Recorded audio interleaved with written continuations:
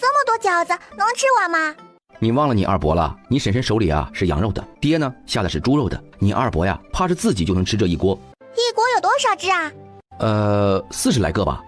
这麼一說，不對呀，你爹我都能吃30來個，你二伯的飯量那不得吃60個？你看吧，我說的沒錯吧？3鍋不夠，得下4鍋，你就聽我的吧。我先端出去了啊。方南枝也跟着他嬸嬸跑了。得了，這能吃是福，能吃才是福呢。來，先多吃菜，餃子剩了也沒事啊。明早上啊，回鍋一樣吃。可桌上沒人聽，慢點吃，先咬開看看有沒有銅錢。我放了5個。方南枝吃的可小心了，他可聽說了，吃到包了銅板的餃子有福氣。嬸嬸，這個比剛才的好吃。還是咱們吃智慧吃啊。你說這好吃的是羊肉的，來，嬸嬸給你夾。我自己來，我要吃銅板。方南枝自己伸手夾了一個到碗裡，一口咬下去，都聽到叮的一聲。吃到了。方南枝嘴裡還咬着餃子的，就在那點頭。來，吐出來，吐碗裡。嘴裡的銅板當啷一聲掉進碗裡。吃到了。有福，我閨女有福，新的一年吶，順順利利，平平安安，健健康康，無病無災。過年真好啊。這邊剛完事，秦燕一咬，眉頭就是一動。她輕輕把嘴裡的餃子吃下去，剩下的一半放在碗裡，把銅板夾出來放到桌上。兒子也吃到了。兒子閨女都吃到了，這比2個當爹媽的自己吃到還開心。哥哥身體健康，步步高升。這孩子書也沒白讀啊。自己和哥哥都吃到了，方南枝就一直盯着爹娘和二伯。沒一會兒，錢鳳萍吃到一個，接着二伯也吃到了。方彤本來還不在意，可大家都正好吃到了一個，他也有點上心了。錢鳳萍覺得吃的差不多了，打算再來最後一個。夾起餃子的時候就覺着有點不對，他抿抿唇，總不好把餃子放進去，只能夾起來放到方彤碗裡。你吃。方彤還沒反應過來，只當錢鳳萍是吃不下了，還有點不好意思，結果一進嘴就咬到了銅板。這一下他還有啥不明白的？一頓餃子，全家人吃得和和美美。吃完飯，方南枝拉着他爹在炕上玩打玻璃球，方彤陪閨女玩了一陣就累了，認輸玩不動了。爹，你知道年的故事嗎？方彤歪在床上，錢鳳萍在一旁吃了個栗子，秦燕坐在另一邊看書。你知道？那你給爹講講。在很久很久以前，有一隻特別兇猛的野獸，住在深山之中，老百姓就叫它年。年身形碩大，生性兇殘，會一口就把人吃掉。但它吃完之後，就會睡上365日。醒來之後，因為飢餓，就會下山吃人。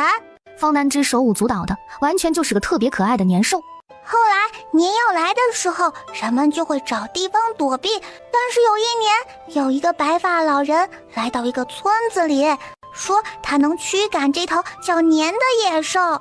大家都不信，老爺爺就取出一些紅紙，貼在一處人家的門口，等到年來的時候，朝着有人的味道的地方來，卻被這些紅紙嚇得不敢近前。這個時候，老人從門裡出來，提着燈籠，還將手裡的東西點着，噼啪作響，嚇走了年獸。後來人們從山裡回來，看見老人沒事，村裡安然無恙，才知道年獸最怕紅色。在這之後，每到這一日，家家戶戶都燈火通明，門口貼着春聯，放爆竹，守更待歲。故事講完，時候差不多了。方彤把買來的爆竹拿出來，綁在長長的桿子上。走，咱們這就放爆竹去。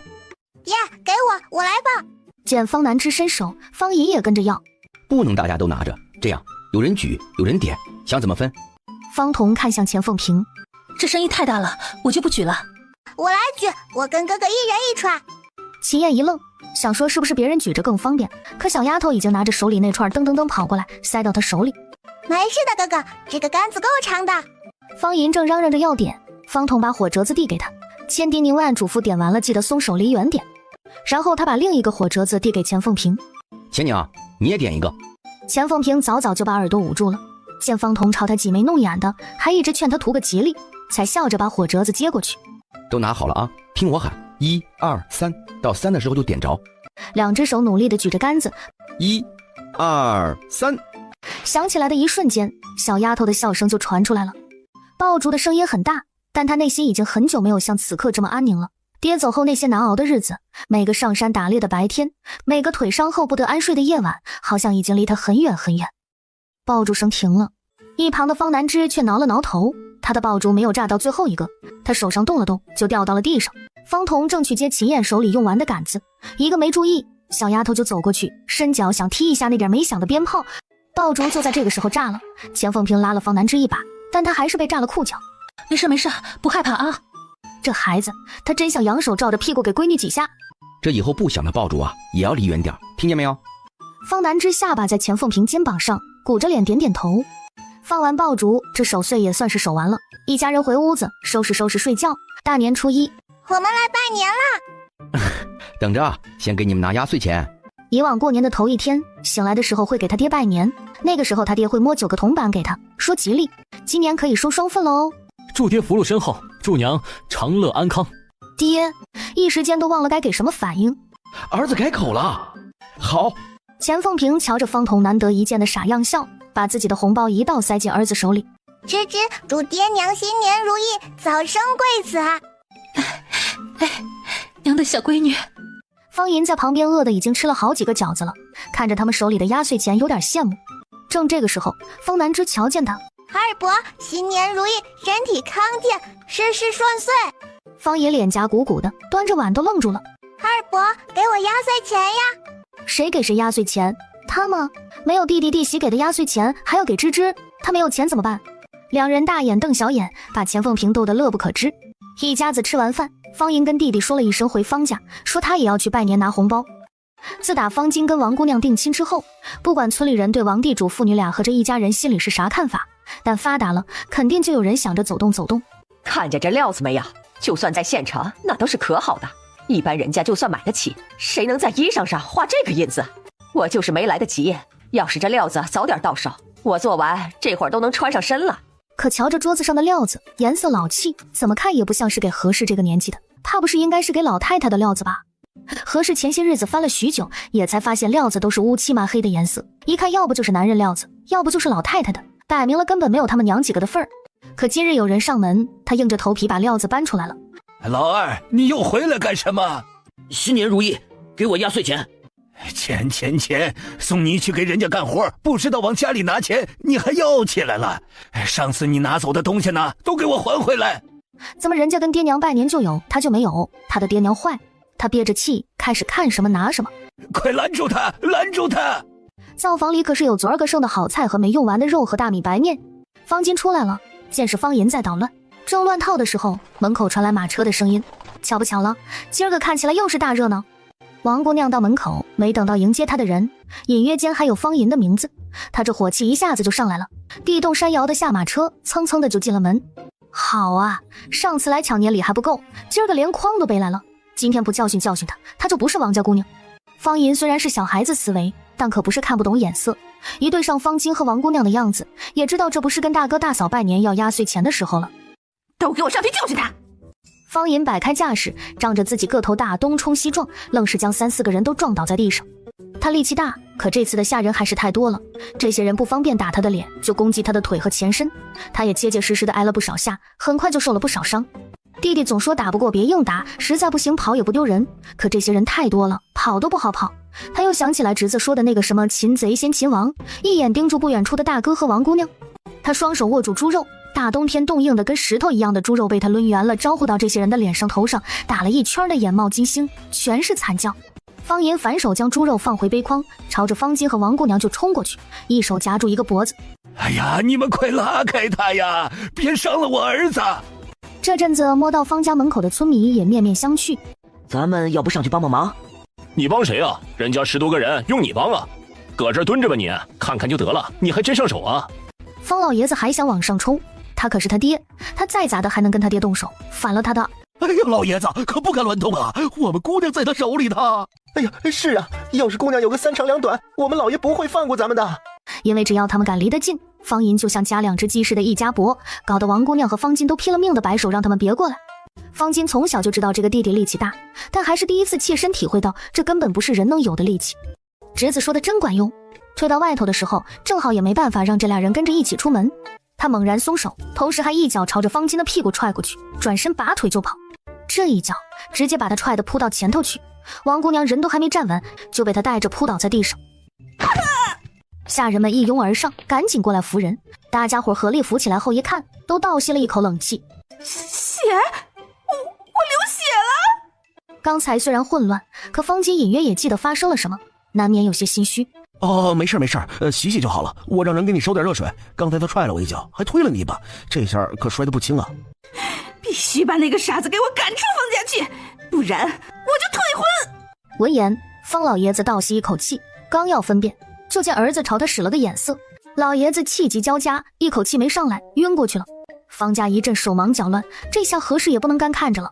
方老太太也嚇得哭嚎，大喊找郎中。王姑娘才不管這些，捂着還有些流血的鼻子，帶着下人們走了。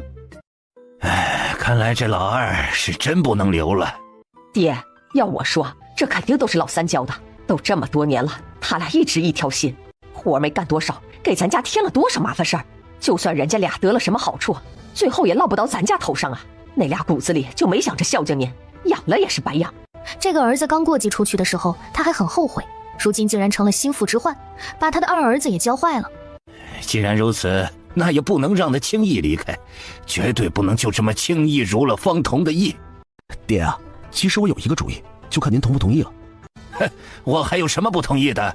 你只要記得，以後爹只有你一個兒子了就行，你可千萬不能讓爹失望。日後的事情誰也說不準，但今日礙着他的事情得今日就解決掉。我之前聽王家人說過，有一處天星礦場一直在找礦工，還找他們幫忙聯繫過人，這裡頭的油水可不少。我倒是覺得這是個不錯的去處，至少老二去了那裡，不能像現在這樣沒事就給咱們找麻煩了。在那做工哪是辛苦，而是容易丟命，不是吃不起飯的人家，誰去那裡？我同意，就這麼辦。老二要怪就怪他自己和方童不識好歹吧。大年初二，他們家有客人上門，一開院門就見門口站了一對渾身補丁的醫生，還帶了一個孩子。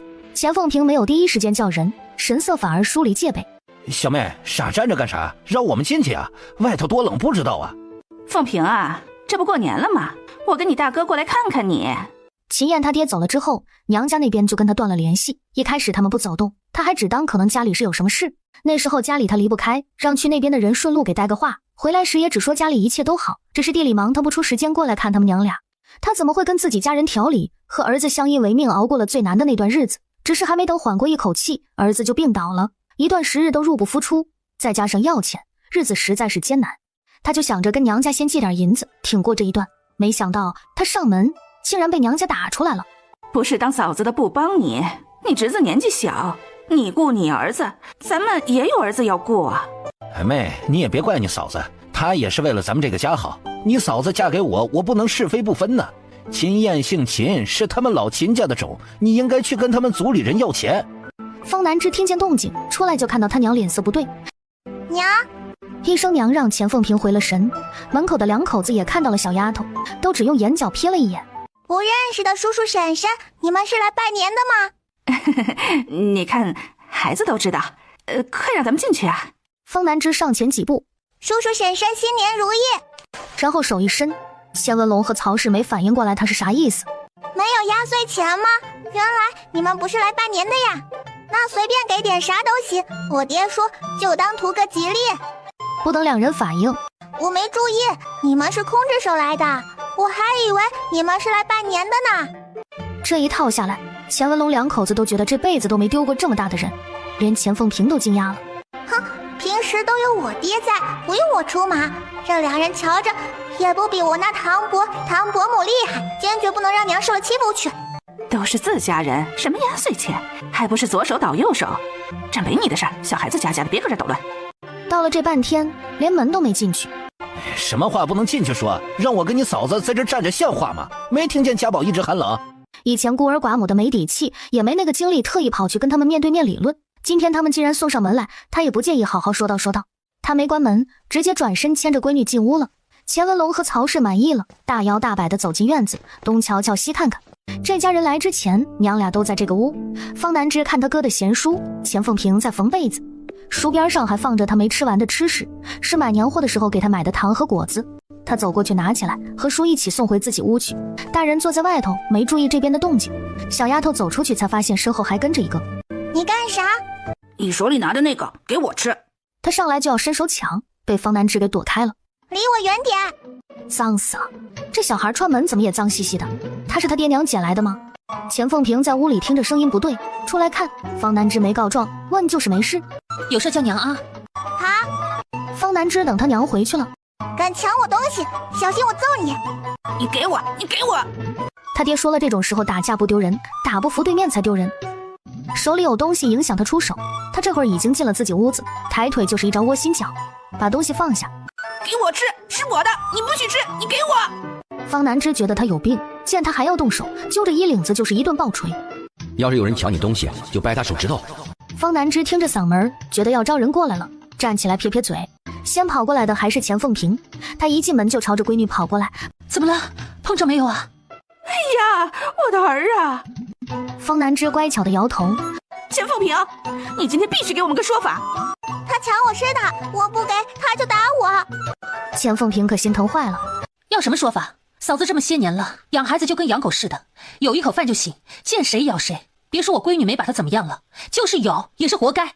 你到底是誰家的？我可是你大哥，這是你親侄子，你不向着他，你向着個外人帶來的，你瘋了！我孩子被打成這樣，得賠錢。對，拿錢。我是誰家的，恐怕大哥才是忘了吧？爹娘沒了之後，可是你親口說的，以後沒有我這個妹妹。我倒是才想問問你們，嘉哥為什麼要上門呢？那時候那麼說，是怕他這個妹妹知道爹娘還想把家裡的東西給他留一份，趕緊把人攆走。錢鳳萍難道不知道為什麼嗎？只是在當時的情況下，他無心也無力爭吵這些。嘿，你這個白眼狼啊！你大哥說你幾句怎麼了？記仇倒是記得清，娘家要是沒有人，你死外頭誰管你啊？你兒子都成殘廢了，你現在還能管他？難不成還能管他一輩子？等你老了，還不是得靠我們家保？到時候要是沒有我兒子給你們一口飯吃，你們兩個就躺在炕上等着一起餓死吧。這大嬸是瘋了吧？哎呀，錢鳳萍，你瘋了！你們才瘋了，還好意思上門來，敢欺負我閨女，說我兒子，你們算什麼東西？錢家寶不被你們養着去殺人放火，就算老天爺開眼。爹娘還在的時候，你們就算計我的親事，差點要把我賣給那個要死的老頭子。以前我大兒子回娘家的時候，你們讓孩子幹活，他小小年紀掉進井裡，差點給淹死。你們居然還騙我說他是去河裡玩自己弄的，你們算什麼東西？算什麼東西？他抄起屋子裡的笤帚，一邊罵一邊打。錢文龍哪能由着他這樣？到底是男人的力氣大，笤帚很快被搶走了。都幹什麼的？就在這個時候，二娃和其他人衝進來了，立刻闖到他們中間，把錢文龍他們隔得遠遠的。剛才這些人進院，他們就知道了，不過大家都習慣了，就算有人進來的也不會出來好奇，只是關起門幹活。可他們聽着聽着就覺得不對了，一個大老爺們兒還跟女人孩子動起手了，你們要幹什麼？哼，你要打人，然後問我們要幹什麼？他們誰也不是，都攆出去！他發話了，沒有不動手的道理。出去，出去，没聽見嗎？滾蛋！三口人跌跌撞撞的，連錢金寶都被人拎着後脖領丟出去。院門被關上了，一家子罵罵咧咧的，可完全沒引起什麼動靜。錢文龍一家子在這裡也不認識什麼人，過了一會兒灰溜溜的走了。娘，方南枝見他娘坐在炕邊，不知道在想什麼。我和哥哥都在的，爹也在。沒事，娘早就不在意了。你說的對，娘以後有你們。方彤他回來，才從大家伙和閨女口中得知今兒個發生了什麼，氣得不輕。什麼東西？趁着他不在家來欺負他媳婦閨女是吧？也不打聽打聽他方彤是什麼人，還真當他是好惹的了。這日之後連續3日，楊樹村的錢文龍家窗戶大半夜被人弄了個稀爛，連門都叫人卸了。睡覺的時候風呼呼的往屋子裡吹，要不是一個個都給凍醒，這一家3口都能睡着覺被凍硬。不止如此，天亮了餵雞的時候才發現雞也都被弄死了，死的雞甚至還在圈裡。這誰這麼缺德呀？每天的雞蛋雖然不多，可也能拿去換錢，偶爾還能留一個給兒子吃，這下子全沒了。還能是誰？誰跟咱家結過梁子你還不清楚？哎，想什麼？就算看不慣咱們家的人多，可最近的有誰？对呀，是那個方彤吧？他跟咱們村大成認識。方彤這幫狐朋狗友在各個村子都小有名氣，可他們沒證據。那咱們就這麼算了。他們可是打算過2日再去打秋風的，到時候賣賣慘，錢鳳萍總能心軟。不然呢？你打算咋辦？現在是窗戶門，以後呢？這麼一想，2個人都熄火了，錢家這邊算是短暫的消停下來了。其實不能面對面幹仗，方彤還是有些可惜的。一家人晚上吃完飯休息的時候，方老爺子居然來了。方彤站在院子裡，也不說讓人進去，就問有啥事。还能是啥事兒？老大之後接親得讓老二去，不早早教他能會嗎？我來找他回家。方彤感覺怪怪的。我就2個兒子了，不找老二，難道找你啊？行，挺好，至少說明他終於接受現實了。哦，我問問，看他願不願意吧。聽說要回家，方銀倒是沒有什麼不樂意的，他還想着回去再搬點東西回來呢。對了，老二這些日子的工錢怎麼算？今兒個一起結給我。工錢的事，方彤可是早有準備，拿出來就給了。方老爺子本來還挺高興，可一低頭，怎麼就這麼點兒？他手裡就可憐巴巴的20文。我可是聽說了，在你這兒做工的人，年前可是拿了2、3兩。切，二哥能和他們一樣嗎？咱们之前可是說好了的，二哥包吃包住，可也不能多少都算吧。他不但白天吃，晚上還偷偷跑到灶房裡找東西吃，這些難道我就不用扣他的工錢嗎？他可是自己同意的，說只要能讓他吃飽就行。还有這些日子他幹活砸碎的碗，因為力氣大不小心弄壞的東西。方彤說了一大堆也就算了，方银還在旁邊點頭承認，幹活的人自己都同意，方老爺子能怎麼辦？給你多少就拿着吧，不想要還給我也行。方老爺子活生生給氣走了。老二啊，在方彤那兒做工挺長時間沒吃家裡飯了吧？來來，把這個吃了。大家都在飯桌上，但這粥好像只有他有，連大哥面前放的都是普通的白粥，他不知道為啥有些不想喝。最後還是何氏又端來一碗擺在方金身前，看着方金喝完，方銀這才放心點，把肉粥給喝了。老二，要不今兒個你就在家裡住吧，事兒啊明兒個白天再說。不，那我回去，明兒個再來。老二啊，等等。方老太太突然進來了，手裡還拿着一雙鞋，塞到她手裡。這是娘給你做的，你試試。她有新鞋，可從她娘這裡拿到還是第一次，就這麼發愣的功夫，方老太太又摸了摸她的頭。方銀感覺說不上來的別扭，我還是走了。還是別走了，都睡了這麼多年了，還能不認床咋的？院子門都鎖了，回屋睡覺去吧。實在沒辦法，方銀才手裡抱着那雙鞋，默默回屋去了。深夜，方老爺子和方金站在院子裡，看着3個王家的下人打開方銀的房門進去搬人。3個人用了吃奶的勁才把他抬上準備好的板車，推着離開。方老太太翻來覆去的睡不着，正好走進來的方老爺子聽見了。別想了，老二是個傻的，這輩子本來也幹不了啥，他那飯量啥人家也養不起，也就一把子力氣，能去給人家幹活更好。礦長那頭的人說了，1個月能有800文呢，有這些銀錢給咱倆養老不好？方老太太沒再說話，這都半夜了還沒回來，這是不打算回來了，今兒個睡在方家了？不對呀，他從炕上爬起來穿衣裳，打算去方家問問。出屋的時候，錢鳳萍那邊聽見動靜。啊，沒事，我看二哥沒回來，我去問問，你趕緊回去睡，別凍着了。方彤揣着胳膊出門往方家走，沒走多遠就聽見前頭黑燈瞎火的有好大動靜，好像是什麼車，覺得不對，立刻就躲牆後頭露頭看，果然是3個人推個大板車。他瞧着那都一樣的衣裳，不是他們村的，倒像是王家下人。不对，有小偷，抓小偷啊，大家快醒醒。他繞着周圍一邊走一邊喊，可給王家的下人嚇一跳，偏偏他們還不知道這人在哪。聽見沒有，小偷好像就在咱家旁邊，孩兒他爹，快去看看。帶上家伙。一時間附近的人家聽見動靜全起來了。什麼人？別動，幹什麼的？這3個下人見勢不好，本來想丟下車子自己跑的，沒跑2步就被圍住了。大家衝上去，幾10個人齊手八腳的，都不需要任何技巧。方彤在一旁煽風點火，王家的人不揍白不揍，他還跟着大家上去踹了幾腳，才轉身看向板車。這啥東西啊，這麼大？這偷的啥呀？豬啊！三村誰家養得起豬？打開看看不就知道了。這難不成還能是偷人啊？方彤伸手打開袋子，看清裡面的人。二哥？方銀正躺在那兒，被捆得結結實實，雙目緊閉，沒有一點動靜。二哥，二哥！見方彤怎麼喊都不見人醒，這是出人命了，殺人了，這意思要把人推了去埋呀！一片混亂中，只有方彤深吸一口氣，顫抖着手試探他二哥的鼻子，發現好像還有呼吸，人也是溫熱的，他這才喘上一口氣，腿一軟，一屁股跌坐在地上。殺人了，出人命了！方彤啊，你可得挺住，這節哀啊！還有人拿着火把去照那3個人的臉，這不是他們村裡人，卻也不是什麼外村人，而是王家的下人。怎麼回事？怎麼不是小偷？居然是王家來抓人，啥意思？是因為王姑娘不喜歡老二，找了下人殺人，還要去拋屍。老天爺最懂婦人心吶！這大戶人家的閨女就是心黑。哎，不對，方家人呢？他們知不知道？方家老二人傻了點，但真沒做過啥壞事，相反還勤快得很，咋不至于招人恨到弄死啊？没一會兒，先趕過來的是古郎中，他過來蹲在板車旁邊，給方銀把脈，看有什麼問題。沒事兒，人身體結實，就是叫人給下了藥，睡得死沉死沉的，一時半會兒還醒不過來，等過了這陣就好了，沒有性命之憂。古郎中話裡話外的意思，對方這藥下的可不少，估計是怕藥不倒他哥這麼大的塊頭。他哥本來就傻，到現在都還讓神醫醫治呢，要是因為吃這些亂七八糟的藥影響了他痊癒，那可怎麼辦？他越想越氣，轉頭就朝着被綁起來的王家下人走過去，又是一頓胖揍。方家人本來都躺下了，還沒喘幾口氣呢，就聽見村子裡鬧起來，說什麼抓小偷，他们就覺得事情有些不好。方老爺子和方金當時趕緊爬起來往這邊走，但看見這麼多村民都在這兒的時候，又不敢直接衝上來替那幾個人說話。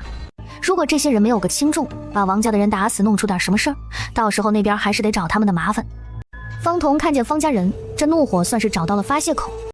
今天我二哥被你們帶走了，這半夜都沒回来，怎麼半夜就讓王家的人給抓走了呢？你們安的是什麼心？是不是想要害我二哥的命？你說什麼呢？我們可听不懂，我們是剛被吵醒的。村長，他們說我哥今天晚上的事情和他們沒關係，反正我是不信，請你給我和我二哥做個主。雖然說我現在已經不是方家的人了，但總不能因為我哥是個傻子，就眼睜睜的看着他被自己家人害死吧。為了防止方家拿關係的事情說事，他先講這句話，堵住方家人的嘴。今晚的事，你們到底是知不知道？方老爺子和方金硬着頭皮說不知道。哼，那你們的意思，這件事情就是王家人私自幹的了？不知道他們安的是什麼壞心，至少也是一個拐賣人口。這種事兒，無論是在哪兒，那都是大事兒，就算是打死也是活該。一轉頭又朝着那3個下人去了。我這就把他們打個半死，然後一起送衙門，看看他們怎麼說。把事情鬧得太大，到時候王家不能收場，以他們老爺的脾氣，恐怕就不會救他們的。行，那說說吧，這到底是怎麼回事？不說實話，等我二哥醒了，你們一樣跑不了。他們一五一十将自己知道的都說了，全村人都驚呆了。太不像話了吧？知道的這是兒子，不知道的還以為你們有什麼仇恨呢。這是得多狠的心，就算你們家向來不喜歡老二，也不用這麼狠毒吧？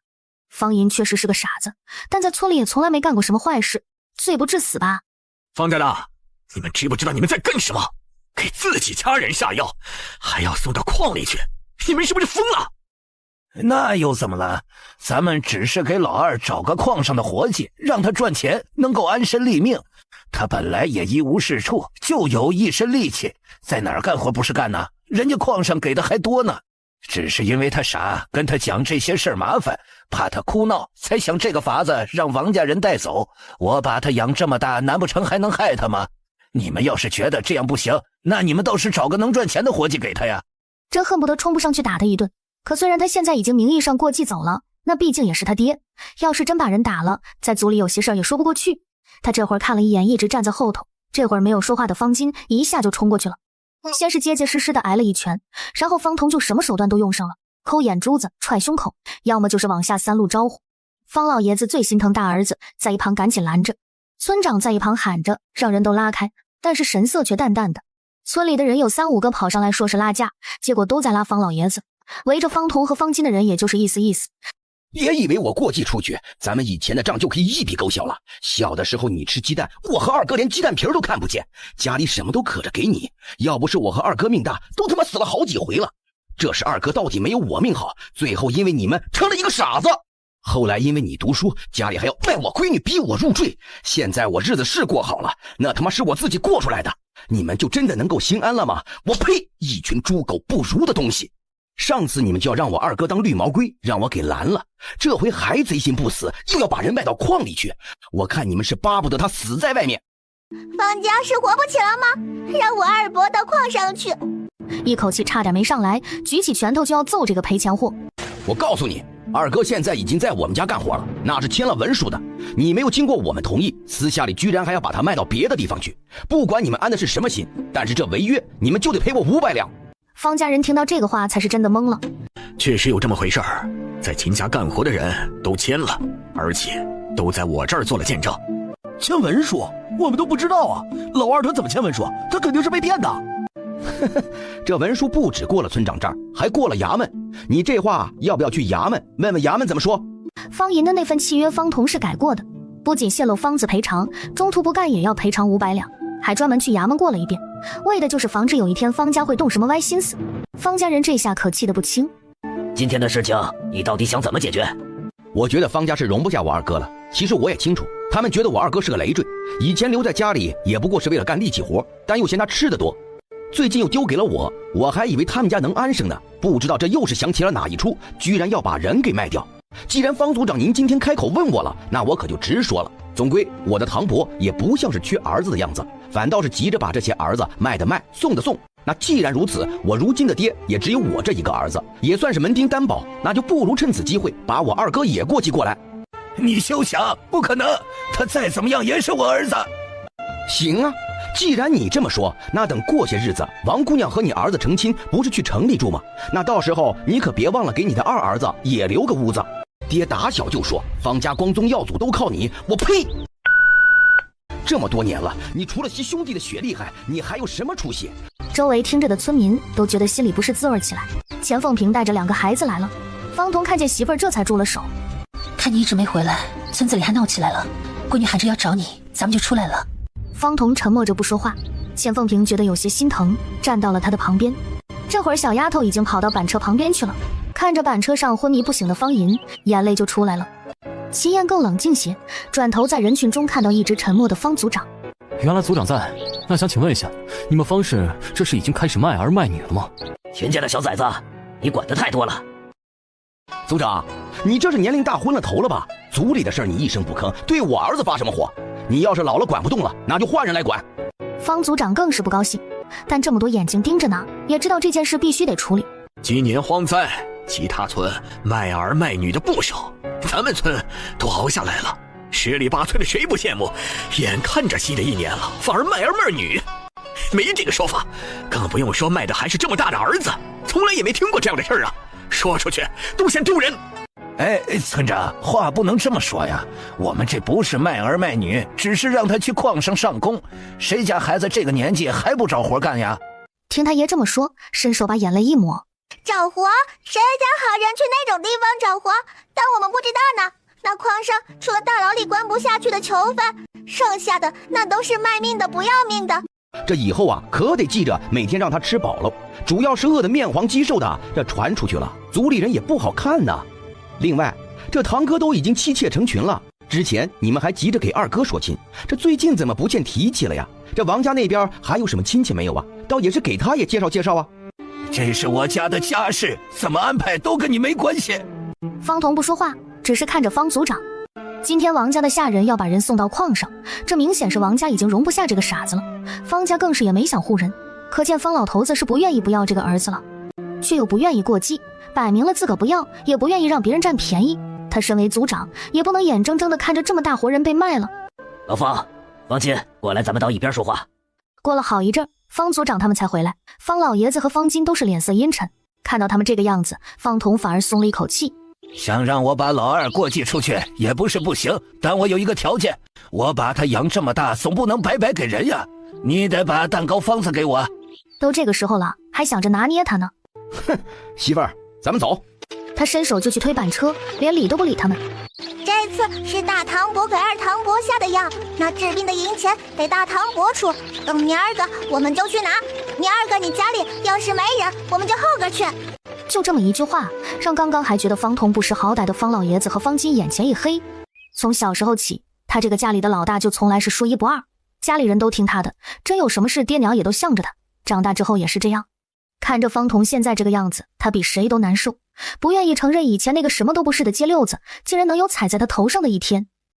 過繼就過繼，我還就不信了，少這麼一個傻子當兒子，以後我們方家還能不行了不成？聽見他說這話，方彤才停下離開的步子，轉回頭。不要蛋糕方子也可以，可方銀這個傻子這麼多年拖累他大哥，拖累家裡，從來沒有為家裡做過什麼，也沒孝順過我這個當爹的，總不能讓我這個兒子白養吧？別的不說，就前段時間他在你們秦家幹活的工錢必須得給我，別想着用白天那20文打發。只要事情能成，條件不過分，他就算是幫二哥還了這養育之恩，日後方家也不能再拿這件事出來說嘴。給，當面點一下吧，免得之後有啥差錯。方老爺子一看，差不多2兩銀子，也沒說什麼，在村長和方家族長的見證下，當即寫下的過繼文書。我二哥還沒醒，這手印怎麼算呢？還能怎麼樣？抓着手也就摁了。哼，還是算了，你们和見證人先按了，二哥的等他明日醒了，我讓他去村長那兒自己按，免得呀日後說不清。他話裡話外都是防着方家人，偏偏他們什麼都說不出來。事情辦成，方老爺子仿佛蒼老了不少，周圍的村里人都有些唏噓，但沒有什麼人同情他們。方彤把這件大事辦成了，可他的心情卻不怎麼好。你哥這個情況，我就不給開藥了，讓他睡夠了自己醒來比較好。那我二哥這樣會不會睡得太久了？有啥影響嗎？他是聽說過迷藥過量讓人致死的。其實要是能有個厲害的大夫給針灸一下，醒得更快。古郎中離開之後，方彤覺得針灸那必然得是去找周老神醫，可這深夜去拜訪人家不好。他想了想，想等着看天亮之後二哥能不能醒過來，醒過來之後再找古郎中給看看，別變得更傻了。錢鳳萍從孩子屋裡出來，一轉頭看見方彤坐在門檻上，錢鳳萍什麼也沒說，走到他身邊挨着他坐下，兩個人就這樣一起守了方姨一夜。第二日一早，哥，你有沒有哪裡不舒服啊？頭疼。方彤趕緊起身去灶房，家裡人就都知道他醒了。方南枝跑過來抱着人不撒手，直到他爹端着水和早飯回來。古郎中說了，他要多喝水才能把藥多多的排出去，等方银吃飽喝足，他才好了不少。以後明知道對你不好的人給你吃東西，可不能隨便亂接，知道嗎？你看啊，昨天晚上你是不是被人給藥倒了？你知不知道這有多危險呢？我發現你的時候，你都叫人給裝到袋子裡，要給拉出村去了。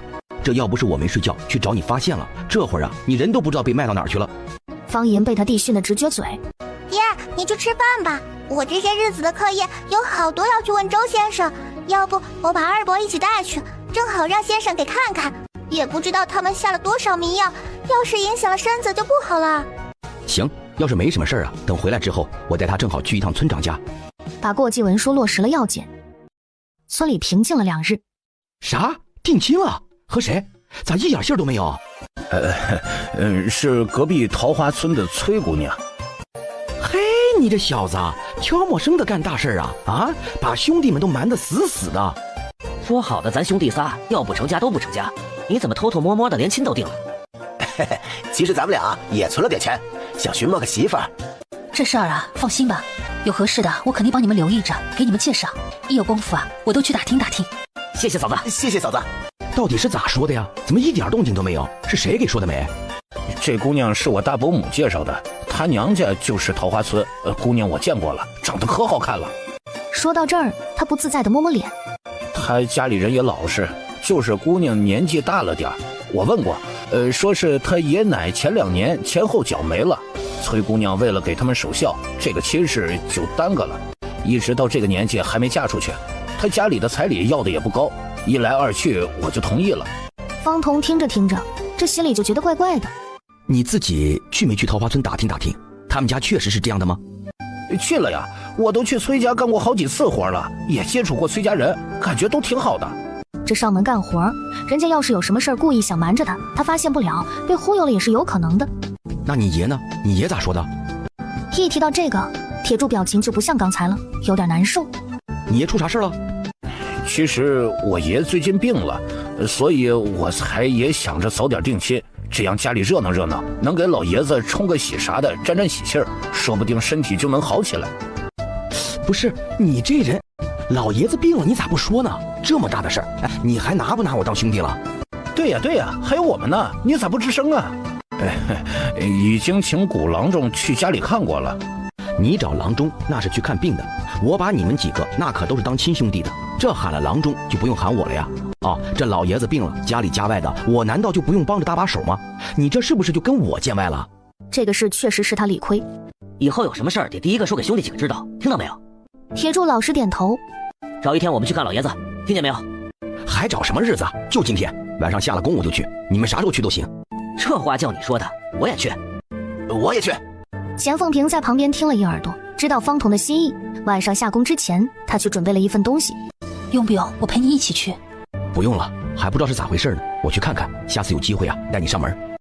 古郎中說是中風了，這病幾年前我爺就得了，不過那時候不太嚴重，這幾年一直慢慢調養過了不少，今年也不知道怎麼了，可能是因為冬日太冷，身子吃了風，就又復發了。現在下半身動彈不了，想要翻身下地都得讓人伺候。我每天下工的時候就給他換衣裳，把身上擦洗，白日餵飯啥喝水啥的，就還有我大伯一家管。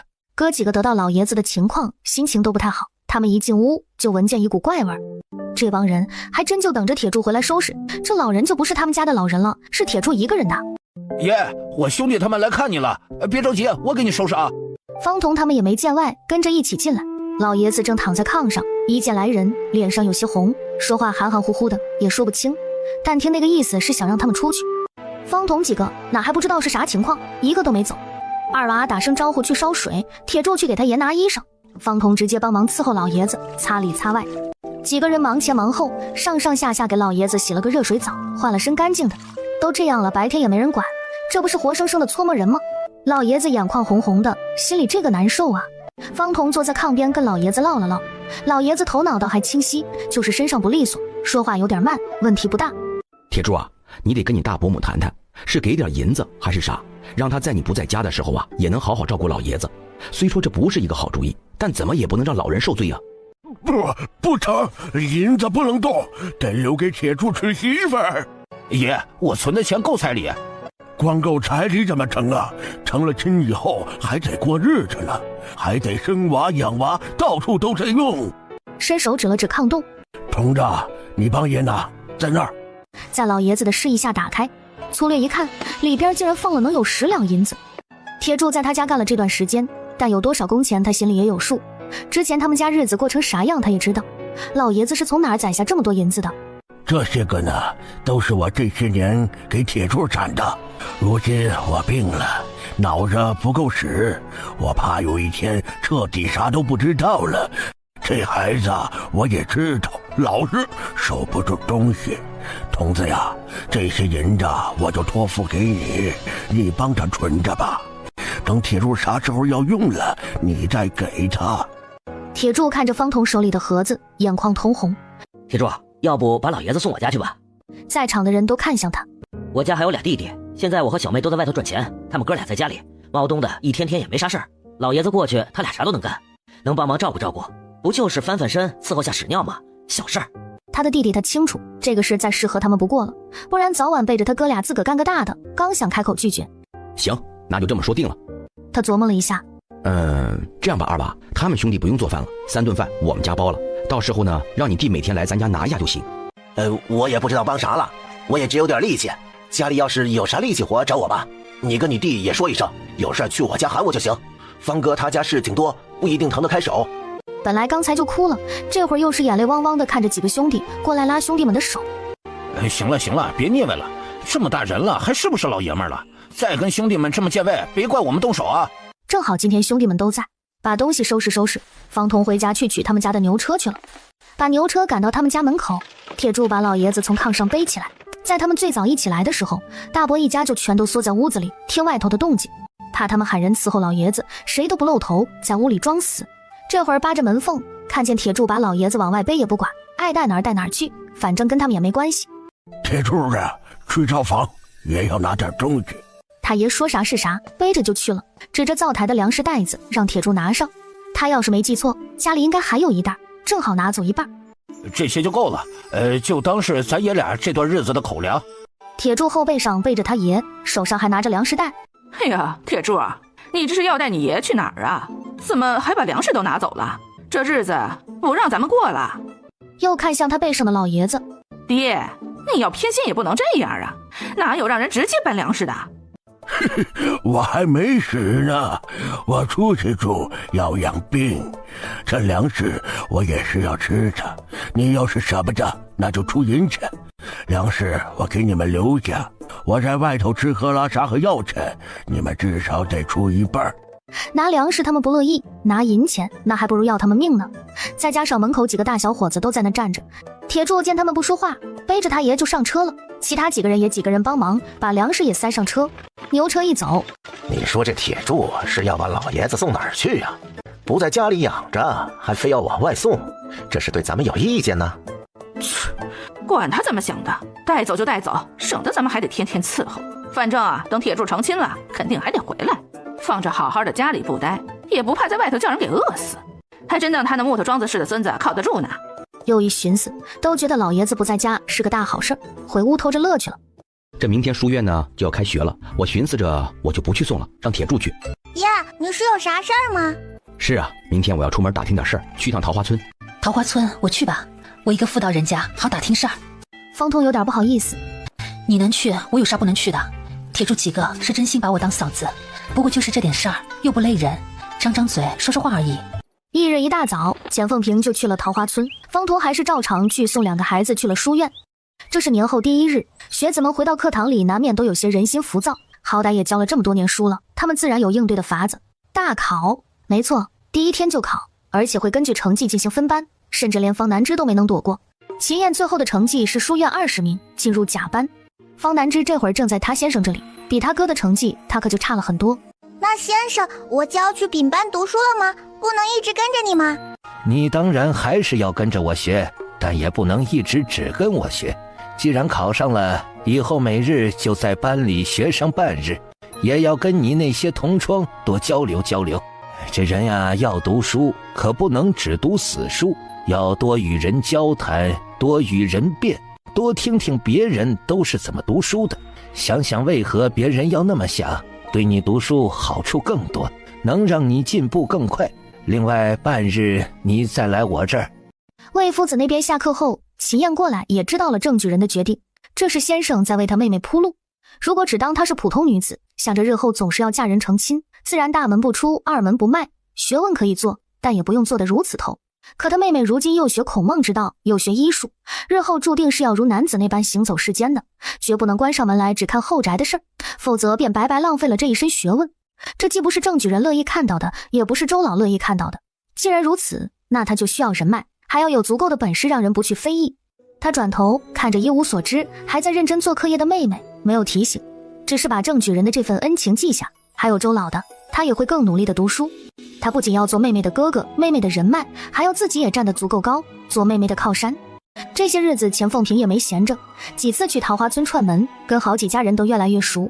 可去了這些次也沒有打聽出事來，只知道這崔家的當家人崔懷是村長，還跟縣城裡的主簿關係好，村裡人都不敢惹崔家。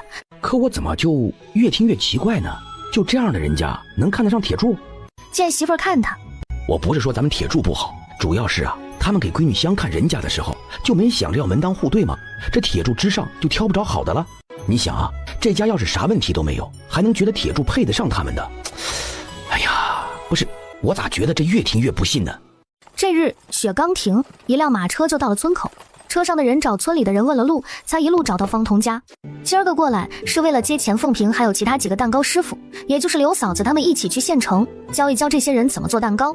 他們給聚香樓做了這麼久的糖炒栗子和蛋糕，多少也聽說點兒，這可是縣城最好的酒樓。錢鳳萍沒有把所有人都帶走，畢竟家裡還要留個人幹活。我也跟你們去。方彤趕着牛車出來，你們這馬車裝不了什麼東西，放我車上。等到了縣城，馬車和牛車一起到聚香樓，劉氏和陳氏挨着一起進大酒樓，又是緊張又是心裡沒底。穿過前邊大堂，吳東家将他們帶到後院，這後院一溜一共有20個姑娘，全都穿着一樣的衣裳，衝他們行禮。行了，大家免禮吧。一群姑娘才起来，3個人領着他們全進了聚香樓的後廚。方兄弟，接下來這幾日可能都要麻煩你這邊的師傅每人來指點一下，等交出來之後，我這邊就會安排給他們分到附近各個縣還有各個府城。這對大家來說都是個好機會，他替大家伙高興都來不及呢。這灶房裡邊對於材料擺放的要求、檢查的要求，你們要怎麼保證做的東西乾淨，什麼能做什麼不能做，我會全部說得清清楚楚。錢鳳萍一邊立規矩，一邊觀察着每個人的反應，心裡也還算滿意。劉翠，你倆一人帶10個人，我在旁邊看着，幫你們一起管，你们就放開了腳。到了中午該吃飯的時辰，3個人都忍不住暗自鬆了口氣。錢鳳萍還抽空做了些飯菜，讓方彤給2個孩子送到書院去。南芝，你帶的什麼飯菜？我們能不能一起換着吃啊？好呀。趕緊把食盒推到方南芝面前。你瞧瞧，這是我家做的老鴨湯，分你，你想喝多少喝多少。老鴨湯我没喝過，我娘今日做的是红烧肉。他打開食盒，拿出2個碗，他一碗，他哥一碗。吕文才看着紅燒肉，眼睛都瞪大了。2個小夥伴很友好的分享飯菜。对了，還有蛋糕，差點忘了。他拿出一個4寸左右的奶油蛋糕。你娘還給你買了蛋糕啊？這點心可貴了，只有各大茶樓酒樓才有的賣。上次我祖母生辰買了一個，花了小5兩銀子呢。小5兩？和哥哥對視一眼，奸商，怪不得聚香樓的東家想要和他們合作，把生意做大呢。這應該不是買的，我娘做的。你娘會做蛋糕？不對，外頭買的蛋糕原來是你家做的呀。不愧是地主家的孩子，一下子就反應過來了。哇，好厲害啊！那我以後想吃，可不可以直接找你訂啊？聚香樓每次都限量，還要提前好幾日排隊才能買到。方南之直接應下了，還以為秦燕兄妹不過是農家人，能進書院是運氣好，沒想到他們家裡還算有點能耐的。今日下學後，方彤和錢鳳平是一起來接孩子的。趕車回到村，天已經全黑了，馬車還給陳氏2人送到家門口才折返的。哎呀，你們是不知道啊，那聚香樓大飯館這輩子真得去見識見識，不然都白活了。上下3層，1層是1層的布置，越往上越貴氣。那東家穿的都是綢緞衣裳，戴着狐皮小帽，往那兒一站，就有股說不上來的氣勢。要麼說這人還是得有本事，這要往日，哪怕我去縣城，從聚香樓門口過，也就敢抬頭看一眼，哪敢這麼進去啊？可我這帶着本事去人家，那顧得漂漂亮亮的20個小姑娘，一口一個陳師傅的喊我，都不敢跟我大聲說話，生怕如果惹我不高興，不耐煩教他們。村長坐在一邊聽着他們嘮嗑，心裡卻想得更遠。正月15，你們快看，好多燈籠！小姑娘就喜歡亮堂堂的漂亮東西。爹，你看那個燈籠好大。娘，你看那個燈籠好像一朵花。哥，那個叔叔為什麼冬日裡扇扇子？你們也別老是逛攤子，瞧瞧人家來來往往的，這不少人手裡都提着花燈呢。你們看見賣燈的鋪子，倒也選上一個呀。可是爹，我聽說今日猜燈謎就能贏燈籠，不如我們直接去猜燈謎吧，說不定就不用買了呢。今年有兒子和閨女在，說不定能白得個燈籠呢。你们有沒有想要的燈籠？我猜給你們。方隱指着一個鯉魚燈籠。我要那個。方南之只能抬頭看。兩畫大，兩畫小。小丫頭歪歪頭，看見後面寫的是打一個字。鯉魚燈，我猜到燈謎了。這位小姐姐可以說。兩畫大，兩畫小，2個橫再寫一個大字，1撇1橫再寫一個小字，是秦。兩畫大，兩畫小，謎底是一個秦字。恭喜這位小姐姐得到鯉魚燈。她這是第一次自己猜中燈謎，興奮得不行，把燈籠又遞給他二伯。他有燈了，還亮晶晶的。下面的謎題是早不說晚不說，也是打一個字。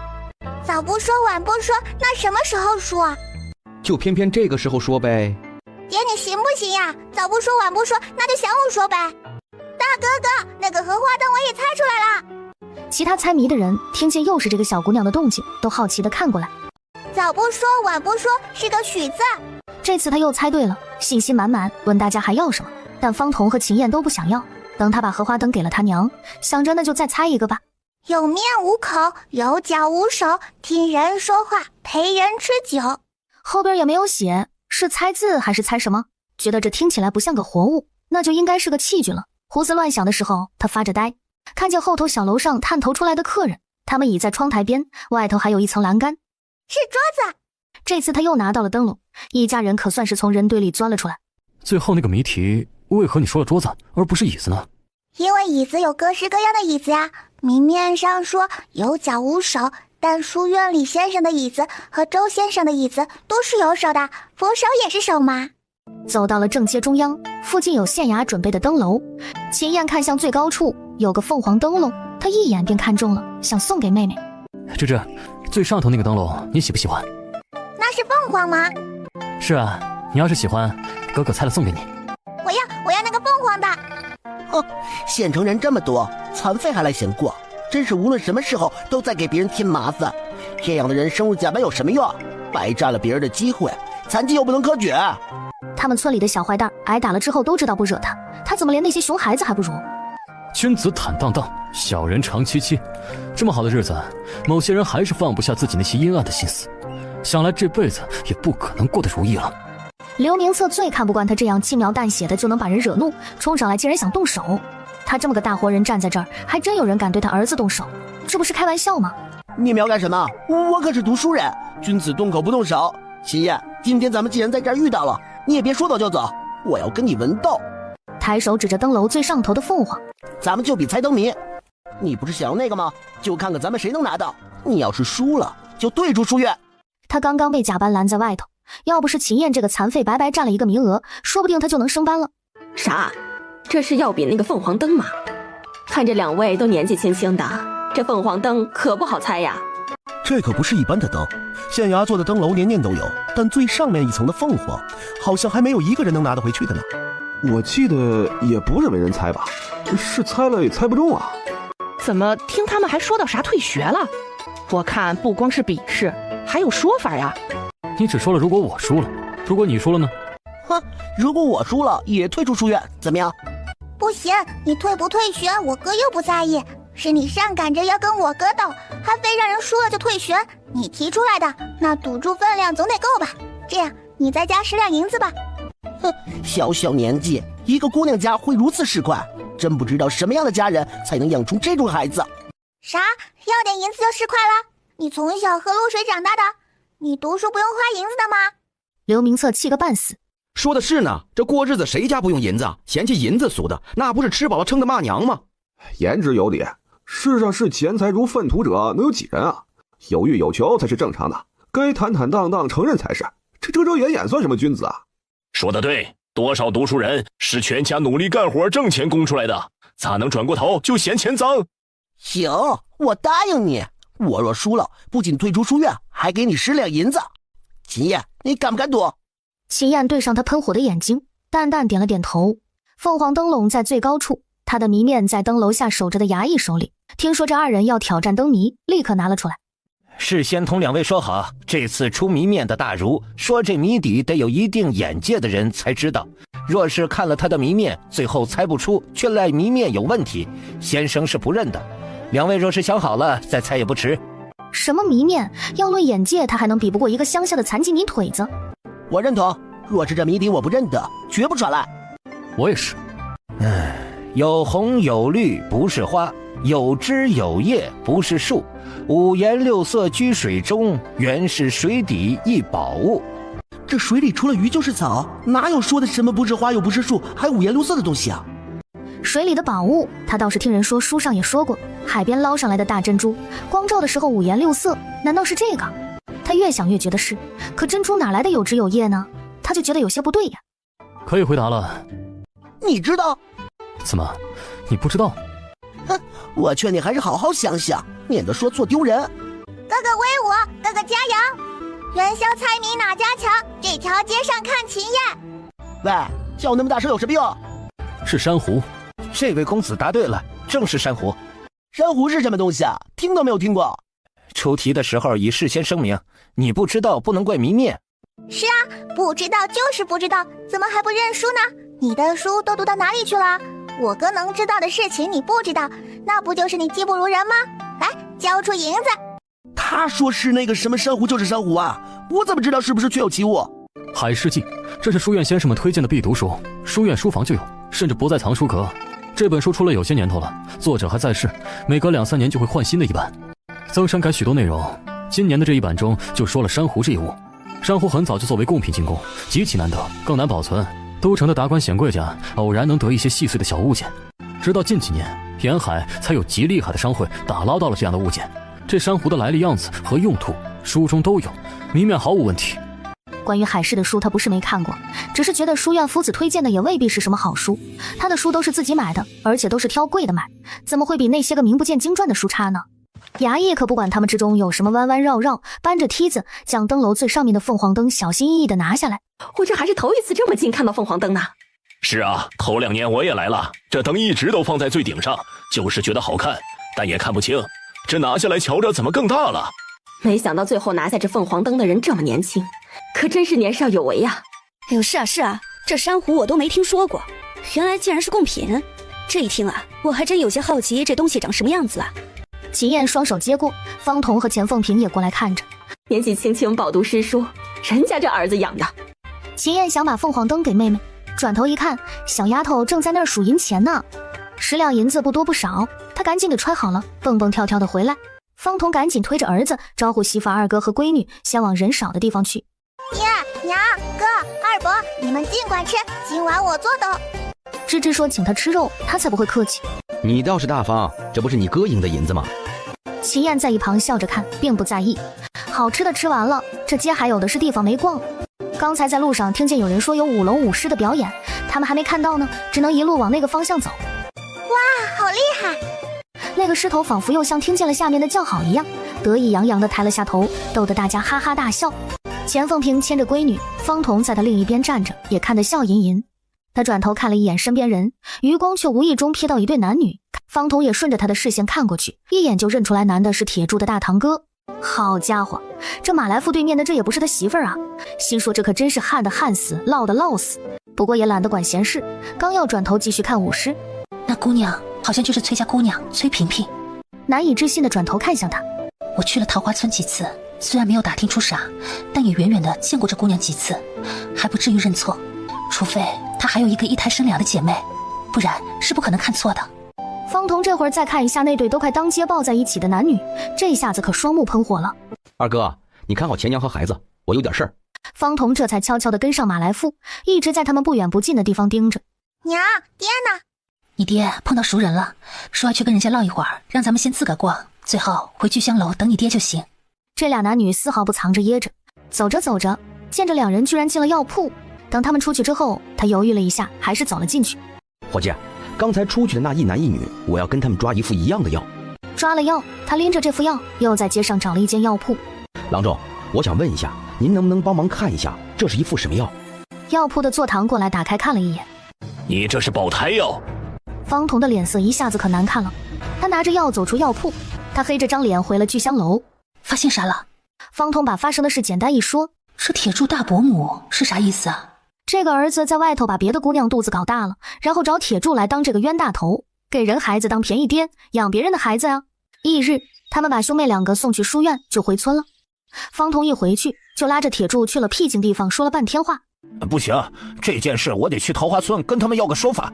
方彤趕緊一把把他拉住了。你等等，先別着急，你現在去有啥用啊？你去了人家能承認嗎？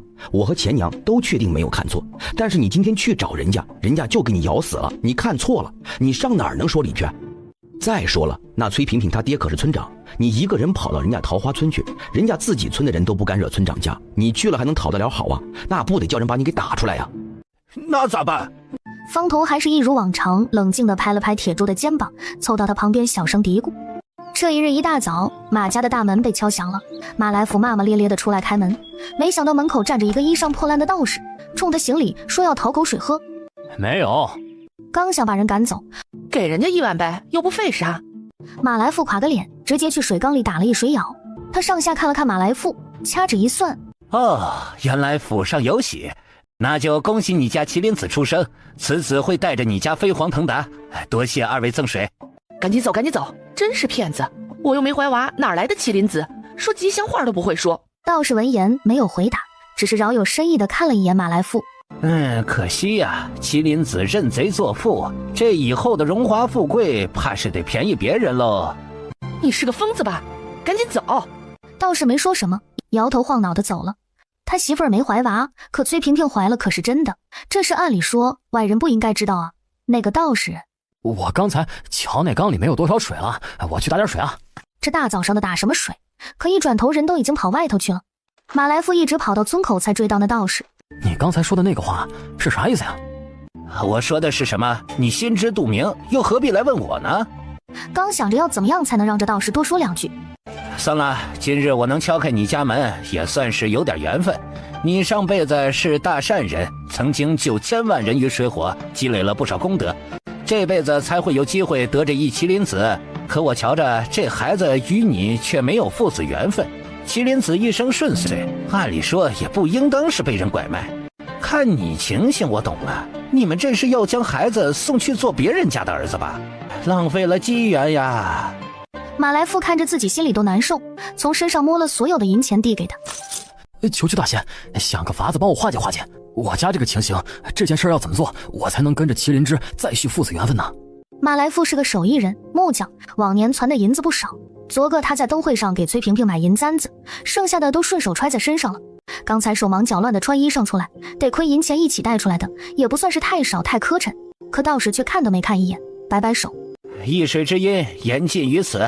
今日我与你说的够多，如果再做旁的，这业障我可就要粘上了。竟然一轉頭自顧自走了，這下馬來富徹底相信他是高人了。這件事是天大的事，絕對不能按照之前做了。我覺得你那麼裝就是不行，這大冬天的求什麼水啊？這外頭雪地裡抓一把，塞嘴裡那不都是水啊？別那狗東西，回去合計合計，你再穿幫了。雪水是水，可那是我這種大仙喝的，我跟他要糧食，他能給嗎？對，我不是跟你說了，我堂嫂信的是天尊老爺，你咋不說呢？要是說這個，他嫂子得10成10拿下，別說要糧食了，有錢都得給。三個人就這麼互相你扯我，我扯你，上了牛車，一道進縣城去了。爹娘，那可是麒麟子，說不準以後能讀書當官，給咱家改換門庭呢，可千萬不能胡來啊！你大早上這是睡迷瞪了吧？哪有人坐家裡開門就能遇見大仙的？說不定就是來騙人的。再說了，當什麼官老爺？你看看那方家，做夢都做了多少年了，給他們家大兒子方金扔進去多少銀子，不還是你腿子？都快成笑話了。馬來富一看爹娘不信，那到時候都窮成啥樣了？那破鞋大冬天的，鞋底子都開口了，都沒收過1文錢，不是高人是啥？萬一那鐵柱以後要是沾了他親生兒子的光，他只能看着，那他還不如一頭撞死呢。桃花村，鐵柱又跑到崔家來了，他是來表現的。一會兒你去給鐵柱送碗熱水，別乾巴巴的在這兒坐着，以後你倆還要一起過日子呢。不管咋的，你得把他的心收攏住。又蠢又沒本事的，看他這副模樣。別忘了，這都是你自個兒做的。你爹給你安排好的親事，你不是不要嗎？如今事到臨頭，還不裝一裝，你是不想活了。鐵柱在外頭忙了一身汗，手邊也沒個手巾兒，只能拽起自己的袖子擦了擦。崔萍萍這個時候端着半碗水出來了，給，累壞了吧？喝口水。一時間就不知道說什麼了，但想着他娘在屋裡能聽見，坐着歇歇吧。只是時候不早了，你回村還得走挺遠的。崔萍萍這話裡話外都不想留他，都有點趕他走的意思了。其實我想問你，你是不是心甘情願許給我的？你咋突然問這個？父母之命，媒妁之言，我要是不願意，不跟你說了。鐵柱目光深深地看了他一會兒，打個招呼就走了。崔萍萍總算是鬆了口氣，去灶房裡把他用過的碗用熱水洗了好幾遍。鐵柱離開桃花村卻沒走遠，他走到附近的林子裡。哎，你說你給人家幹活幹到晌午了，人家全家沒有一個說留你吃口飯的，這婚事你都敢應？這才想起來，好像確實從來沒有在崔家吃過飯。哥仨就一直在村子附近趴窩，一直等到晚上，哥仨都凍透了，總算是有人來了。馬來富鬼鬼祟祟的一路走到家門口，趴在牆根底下開始學鳥叫。崔萍萍在屋裡聽見了，張望了好一會兒，才故作鎮定的穿了件衣裳，偷偷摸摸的出來了。崔萍萍出去一看見馬來富，就撲到他懷裡，一臉小女兒撒嬌的樣子。你這死鬼，今日怎麼來的這樣晚啊？我還當你不來了呢。惦記着我的小姑奶奶，我哪敢不來？哼，你哪裡是惦記我啊？我看啊，你是惦記你兒子吧？他現在啊，還啥都不是呢，我惦記他幹啥？不管有沒有這個兒子，我都最疼你。我如今有點顯了，尖尖的，肯定是個兒子。當真？心裡越發相信見到的那個道士了。他把大仙兒的事情說了，沒想到自己竟然懷了這麼有出息的兒子。那是，咱們的兒子能差到哪兒去？不過萍萍，要是按大仙兒說的，我不想讓你跟那個傻子成親，我想學你。崔萍萍心裡別提多甜蜜了。你都有媳婦兒孩子了，總不會是要接我去做妾的吧？哼，你要知道，我可是連主簿的妾室都沒當，跟了你，你要是也糟踐了我。偷聽的人齊齊看向鐵柱，鐵柱也沒想到他還沒成親就讓人給當了烏龜王八，這還不說，這事怎麼越聽越亂。他爹早年為了搭上主簿可沒少送重禮，才得了人脈，今年居然還想讓他當妾，他可不願意。後來他陰差陽錯認識了馬來富，失了身子，他才知道對方有家室了。本來想鬧騰逼得他休妻另娶，但皇室是馬來富娘的親侄女，他娘不同意。心肝，我娶你那肯定是明媒正娶，咱們兒子以後可是有大出息的，咋能是妾生的兒子？萍萍，我琢磨着娘不讓我休那個女人，我可以想個法子讓她做妾，到時候娶你，你就是正头娘子了。这能行吗？有啥不行的？老方家就是这么干的。那方金的媳妇还生了俩兒子呢，還不是當妾，娶了個地主家的閨女。聽馬來富這麼說，陰影裡的二娃他們又看向鐵柱。皇室要是當妾，那豈不是他們還得在一起過日子？你個莊戶人家，還想學人家納妾？你再想想，把他給我休了。畢竟皇室給他生了倆孩子，還是他表妹。崔萍萍可不管這些，扭頭走了。既然他兒子以後有大出息，那現在着急的就是馬家，他當然要拿捏住。馬來富急了，想喊他，又怕驚動旁人，只能唉聲嘆氣的走了。等沒人了，二娃他們才走出來。得虧方彤和嫂子發現的早，看到沒有，這女人可真厲害。你要是真娶回去，她能把你玩死。鐵柱面色複雜，回了村裡。我想着吧，這事兒得盡快解決，還得借老爺子的名頭用一用。鐵柱，這事兒你跟老爺子說沒？說了，我想着這事兒也瞞不住。雖然我爺不能受刺激，可我怕到時候他從別人那兒知道，到時候再受不住。行，那你回去跟老爺子商量好，到時候啊，咱們就把這事兒給他辦了，免得夜長夢多。他見鐵柱只是點頭。不只是老爺子，你也得想開了。這大丈夫何患無妻？能成親之前發現那都是好事兒，別因為別人的錯誤再把自己給氣病了，知道不？鐵柱知道兄弟這是關心他。我曉得。家裡有2個讀書人就是不一樣啊，這說話聽着都有學問了。翌日一早，馬家大門又被敲響了。一開門看見是鐵柱。幹什麼呀？一大清早的還讓不讓人睡覺了？有什麼急事非得大早上敲門啊？我也不想這個時候來，可是咱爺要不行了。你說啥？這也太突然了。大伯和伯娘呢？轉身往大屋跑。爹娘，出事了，快起來啊！一聽說老爺子要不行了，也是面面相覷，不敢相信。真不行了？這老人手裡有沒有銀子，後事怎麼辦？這都是大事，老人可以不管，但人要沒了可不能不在。一家人往二娃家趕。肯定是你照顧得不盡心，要不在家裡的時候都還好好的，怎麼你給接走了？這人說不行就不行了。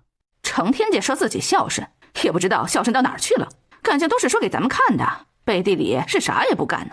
鐵柱一句都沒反駁。到了二娃家，老爺子面如土色，一旁的古郎中坐在凳子上嘆氣。不出意外，估計也就是這3、4天的事了。內心嘆氣，這事幹得有悖醫德呀，但方彤他們給的實在太多了。反正他有言在先，如果不出意外，才那啥。一聽他這麼說，馬家人哭聲一片。爹呀，你現在還有什麼心願沒了嗎？他這意思是想問老爺子還有沒有人錢沒分，還有他名下的田地啥的。老爺子一副虛弱的樣子，躺在床上喘息。鐵柱娶媳婦兒啊！爺爺在惦記我還沒成親，想看我成親呢。鐵柱，要不你就如了老爺子的意，提前成親，說不定衝衝喜，老爺子還能好點呢。好，我這就去辦。看着他一副為了他爺啥也不管了的樣子，這可不行啊！我的麒麟子啊，難道命裡注定我們沒有父子緣分？鐵柱一路腳下不停地去了崔家，他也是來得巧，這時候崔家有不少人。鐵柱，你怎麼不打聲招呼就來了？沒看見我這有人嗎？今天家裡不用你幹活，你改天再來吧。桃花村的人看着鐵柱也挺好奇的。不是這樣的，我今天是有急事想跟你說。他便將爺爺病重想看他成親的心願，希望婚期能提前，這些事一五一十地說明了原委，希望崔家能成全。崔村長的臉色不好看，在屋子裡聽到了一切的崔萍萍自然也不願意。都還沒定親呢，怎麼能這麼匆忙就成親啊？3媒6聘也還沒走，這樣與理不合啊。馬來富都已經要娶她了，怎麼能真的和鐵柱成親？我知道我這樣是委屈了你，可我爹娘走得早，我是我爺一手帶大的，這是他老人家最後的心願，要是做不成，我只怕一輩子都會埋怨自己。你要是真心，以後想與我過日子，能不能就當是幫我個忙？無論是沖喜能不能成，我日後都一定會好好對你的。其他村民都看感動了，心裡都覺得這孩子真是孝順。可崔萍萍不這麼想，又不是真心想要嫁給鐵柱的，更不用說現在連定親都想反悔了。我覺得沒啥的，聽說這婚期不都是定了的嗎？提前辦就提前辦了唄。是啊，咱們鄉下人也沒有那麼多講究，以後能好好過日子就行了。老人家這輩子也不容易。我覺得要是能提前辦還挺好的，不用趕上開春下地忙的時候。當着這麼多人的面，崔家也不好一口回絕。之前的婚期是在2個月後，那個時候他也擔心閨女會顯懷，要是能提前成親，倒也不是件壞事。你先帶萍萍去看看親家老爺子，其他的事兒啊之後再說。王氏趕緊應下，去灶房拿了些雞蛋，才領着臉色很不好的閨女離開家。爹呀，都这个时候了，你可不能偏心眼儿，光操心铁柱啊。就说家里这些东西，房子，按理肯定是我们家大房的。要是没有这房子，你儿子孙子就都得睡地里去啊。不过您放心，我当大伯的肯定等铁柱成亲，蓋了新房再讓他搬走。我再怎麼樣也是家裡老大。鐵柱如今跟着他那個兄弟幹活，本來也沒有了種地的心思，他不幹，咱家來富肯定能種的。如今呢，你還會有曾孫，全靠家裡那些地養活的。爹，我答應你，就算有一天鐵柱不能靠自己賺銀子了，他回來找我，我也肯定給他一塊地種，一口飯吃。這些年我們一家人都是他們孝順您的，您心裡也有數啊。鐵柱如今有能耐，能自己管自己，咱家還有你的曾孫子要養，那都是銀子呀。同一個屋，二娃狗蛋和方童都在看戲。老爺子面無表情，馬師武心裡着急，剛想再說什麼，突然聞到一股臭味，他剛想躲出去，就聽見老爺子開口點名讓他伺候，當着外人的面又想分家產，只能硬着頭皮表現。這老爺子人是真要不行了，這肚子都壞了，今兒個一天又拉又尿都3、4回了。他皺着眉頭，把老爺子的衣裳換下來，用灶房一直備着的熱水給老爺子擦洗。大伯母抱了髒衣裳，也捏着鼻子放進盆裡去洗去了。而馬來富早就躲得遠遠的去了，反正有爹娘盡孝，能躲一會兒就躲一會兒，他可伺候不來。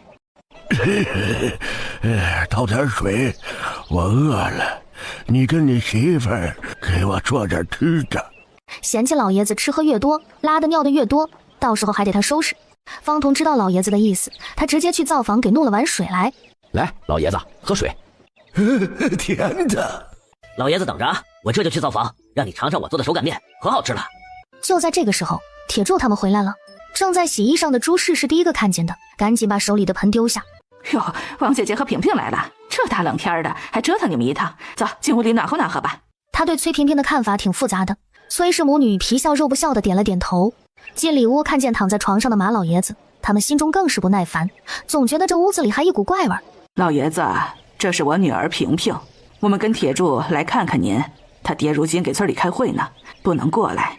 剛才還要吃麵的馬老爺子，這會兒歪在炕頭上，張着嘴啊啊的說着什麼，說話有些聽不清，連哈喇子都流了出來。崔萍萍嫌棄的倒退一步，王氏也是皺緊的眉頭。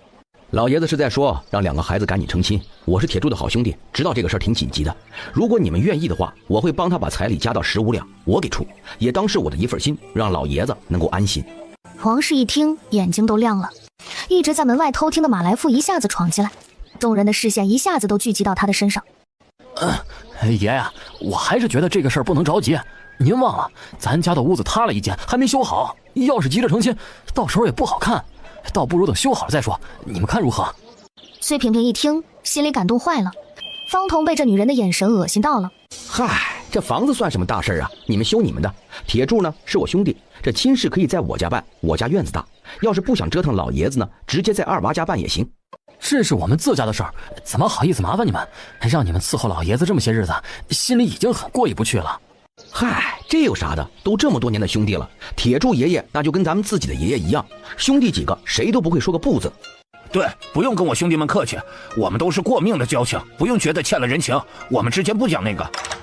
人家都把話說到這個份上，那好那好，耽誤不了事兒就好。既然他自己立不起來，那就不能怪他們崔家了。行，彩禮加到15兩，我回去就跟萍萍的爹說，至於提前到什麼日子，其他的咱們兩家再合計。崔萍萍急得在旁邊直拉他娘袖子，崔母直接當作不知道也不搭理他。二娃端着做好的麵條站在門口，給方童使了個眼色。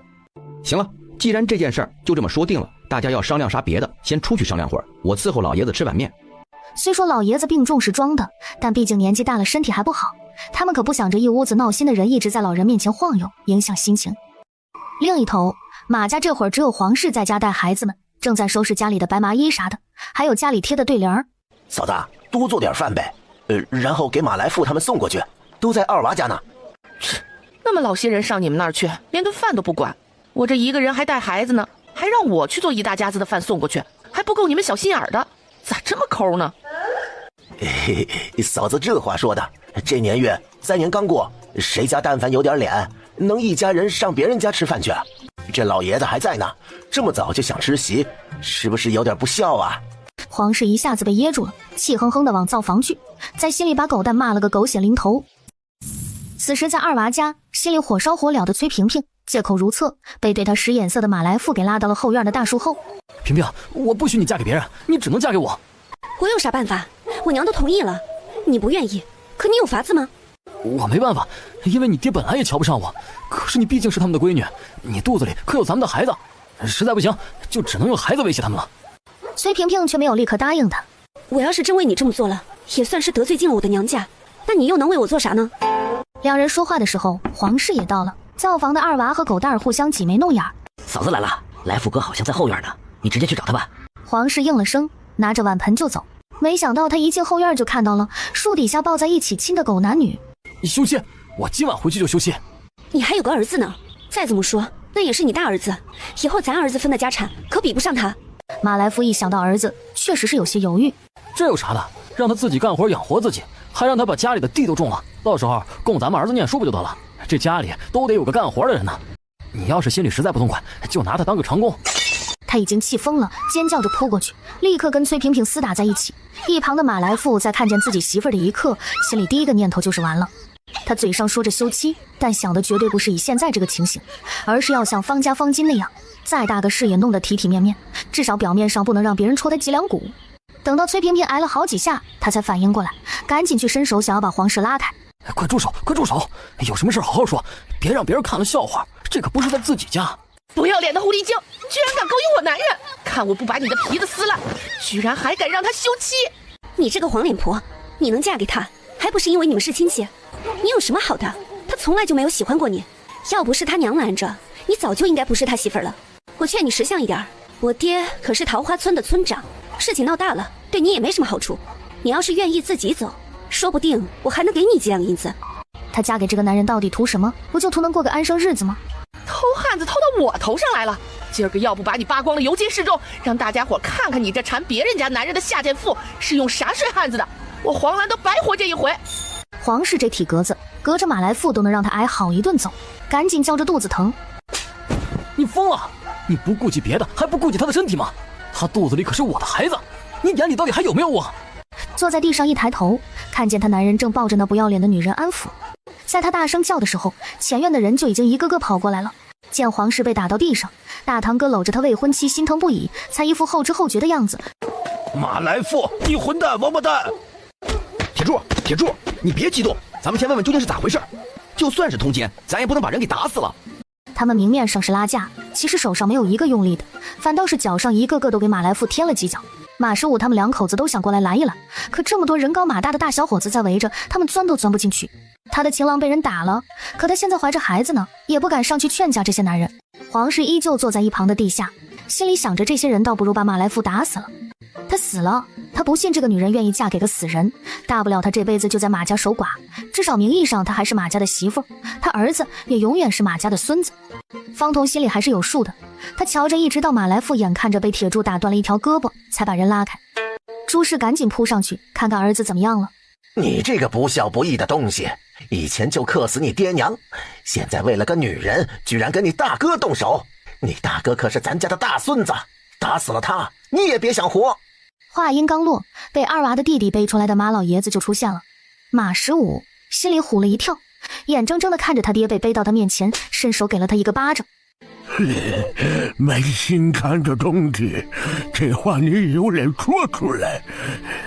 看來你兒子這髒事兒，你這個當爹的也是知道吧？我自認為一輩子沒做什麼虧心事兒，怎麼就偏偏生出你這個東西？還有你自己找的這個媳婦，把這樣髒的女人介紹給鐵柱，你這是想讓咱們老馬家的祖宗都不得安寧啊！你就不怕晚上睡覺，鐵柱的爹娘來找你嗎？兩口子面色慘白，最後一點僥倖心理都沒有了。爺，你身體不行，回去歇着吧，別給自己氣壞了。我一會兒找郎中過來再給你看看。我決定了，分家。既然你們容不下鐵柱，一家人也没有必要非在一起。铁柱如今也大了，不管他成没成亲，他能養活自己，也能自己过了。他的亲事儿再也不用你们操心，跟你们也没有半点關係。他们原本的打算可是等老爺子沒了就把鐵柱趕出去，可不是老爺子在的時候分家，就連他們現在種的地都還有一半是鐵柱和鐵柱爹分的永業田，田要是分家的話，這些都得還回去。黑心肝的娘們兒，淨出這些餿主意。娶了你之後，鐵柱在你這兒吃了多少虧？因着你是我媳婦兒，這些年我沒少偏向你，這一會兒你居然做出這麼大的醜事來，100年之後咱們怎麼去見弟弟弟妹？他男人這是打算把所有的錯都歸到他身上，他心裡也恨也不樂意啊，可眼前的情景又能說什麼呢？要是他也跟着鬧，他們家可就啥都沒了。爹，求你看在我媳婦這麼些年伺候你還算盡心的份上，她到底也是給我生了兒子的，能不能給她個機會？以後我肯定好好管他娘倆，好好對鐵柱。怪不得鐵柱他爹活着的時候都要吃這個大哥的虧，更別說老實的鐵柱了，這可真是個狠人呢。不過馬老爺子這麼多年能護住鐵柱，也不是輕易能被忽悠的。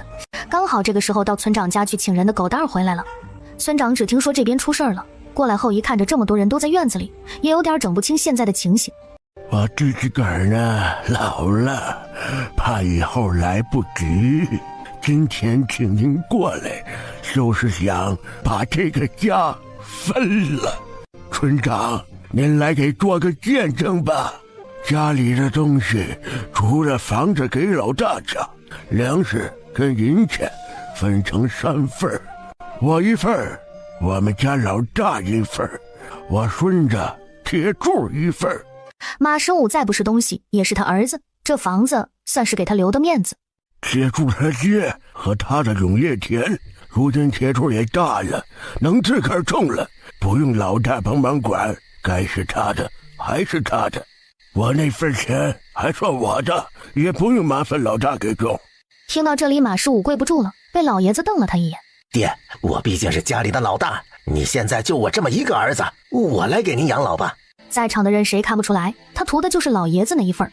不行，我不同意，我爺必須跟我過。他如今確實只有1個兒子，但他可不是只有1個孫子。村長多瞅了他2眼。我不想跟着老大過，前陣子在家一整日都沒人管我，你們全家上下伺候我都不盡心。我要跟着鐵柱，我還想多活幾年。就差指着他大兒子的鼻子說他沒安好心，指望他死了。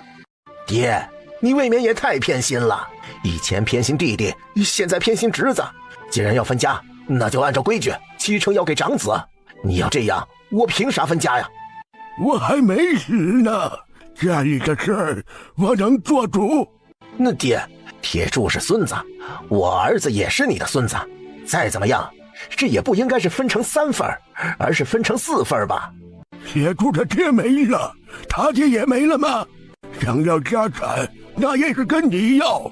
我這個當爺爺的，已經養了他爹，也不指望他孝順我，要多少是多呀。你們要是再不同意，大不了你去衙門告我去。兒子去衙門中告他爹，不管啥事兒，馬十五都得讓人給罵死。方彤是真佩服這老爺子有魄力，他們平日裡再怎麼欺負鐵柱，也不該拿這麼大的事算計人。在村長的見證下，他們簽了文書。我累了，方彤，你們幾個受累，幫我把那些個髒東西都攆走。這不是他們家，也不是咱們家，別讓這幫子人禍了人家家裡。方彤讓2娃的弟弟把老爺子送回去，另一頭那2個互相看不順眼的女人，不知道啥時候又扭打到一起了。朱氏扶着他兒子一臉的心疼，馬十五還想說什麼，左右2個人一邊夾着一邊，直接將他丟出去了。鐵柱，你別太過分，仗着有幾個狐朋狗友就這麼對我？分家是分家了，我還是你大伯呢。哼，算計自己侄子，讓他替自己兒子養老婆養孩子，還好意思說自己是大伯？要不要我替你去街坊四鄰問問，誰家想要這樣的大伯呀？馬十五看着方彤恨得牙根直癢癢，他趕緊轉頭捂着屁股走了。呸！一群什麼玩意兒？哎，不對，這怎麼感覺少個人呢？崔萍萍他娘呢？看見閨女和馬來富被捉奸，他就覺得事情完了。這這下別說那15兩彩禮了，連帶着他們崔家的名声都完了。皇室還和崔萍萍在院子外面发疯，今天他必須得把这女人撕了，让马来富断了不該有的念頭。崔萍萍肚子裡可有她的孩子，那是麒麟子，千萬不能有什麼閃失。娘，你快點，把那個瘋婆子給我攔住，不能傷我兒子，那可是咱家的盼頭。他娘沒有辦法，只能幫着崔萍萍把皇室拉開。我不只是你兒媳婦，我可是你親侄女兒。他們出了這種爛事兒，你不但不告訴我，還幫着他們一起瞞我，現在還要攔着我。這侄女再親也不可能親過兒子，他必須得把這頭勸下來。方彤他們這些天為着這件事折騰夠嗆，也沒有了什麼看熱鬧的心情。但他們沒有好看熱鬧的人，這村裡可有的是。哎，你們說啊，那馬家大孫子他長得也不錯呢，咋還勾搭上了桃花村村長閨女了呢？老爺們嘛，那可不单单看臉，說不定那方面行，要不能有奸生子。呸，别胡说八道！依我看呢，應該是馬來富當木匠沒少賺錢，還是有能耐的。家門口一直到天徹底黑，熱鬧才散了。我知道你肯定得說我見外，但這個事兒我必須得謝謝兄弟們，尤其是三哥，我真不知道該怎麼謝你才好。馬來富的胳膊斷了，他娘生怕兒子以後落下什麼毛病，火急火燎的請來了古郎中給他接胳膊。古郎中，之前不是說老爺子要不行了，可今天我爹跟我們說話的時候，我咋覺得他中氣十足啊？他這身子到底是咋回事啊？這人得了這種病，又到了這個歲數，很多時候就是活一口氣兒。老爺子要是心裡真有盡頭，也是好事啊，說不定往後會越來越好。這以前我看過有的老太太是有出氣兒沒進氣兒的，家裡棺材都準備好了，結果緩過來又活了3、5年，這種事兒也是有的。馬十五面色複雜，古郎中也不想多留。爹，我去把萍萍送回家去。啊，對，趕緊把人送回去。今天剛出了這樣的事兒，你送她回去的時候記着躲着點人。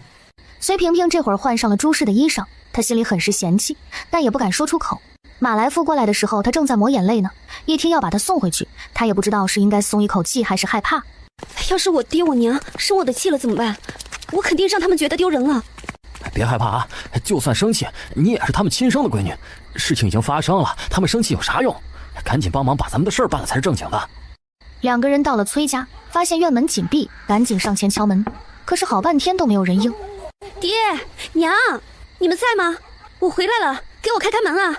連叫了幾聲，這回院子裡終於有了動靜，兩人都鬆了口氣。兩個人還沒來得及說什麼，突然從裡面丟出一個包袱來。他們剛要躲開，眼前的院門居然哐當一聲又被重重的關上了。崔萍萍，以後我們崔家沒你這個女兒。爹娘，你們在說什麼啊？你們快開開門，讓我進去啊！我知道你們現在生我的氣，可你們怎能不認我這個女兒呢？今天的事情不是我們的錯，我們也只是被人算計了。你們怎麼能跟其他人一樣？難道你们不為女兒做主了嗎？可無論他怎麼叫，這次崔家的門再也沒有為他打開。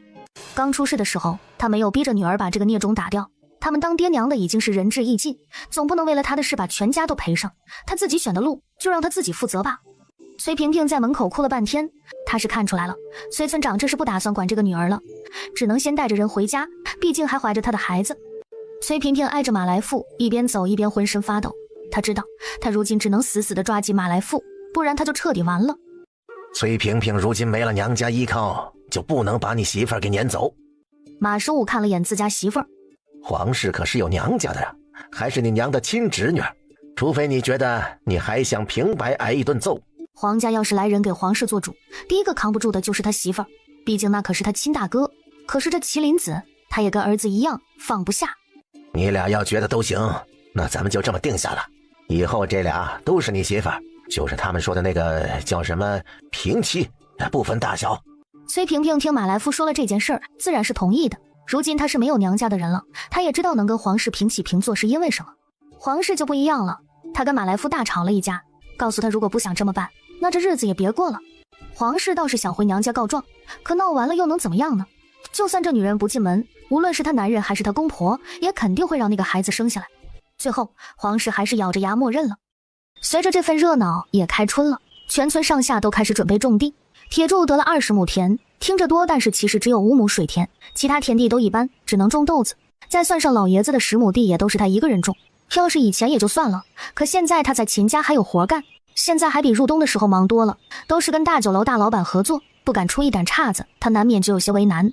方彤也在为难，自家地种冬小麦那塊也需要打理，翻地除草啥的，剩下的地也得种水稻的种水稻，而且他们家还打算种山药、黄瓜、西红柿。他们一商量，干脆把做蛋糕的材料都带上，直接去城里做，让那些姑娘也上手做。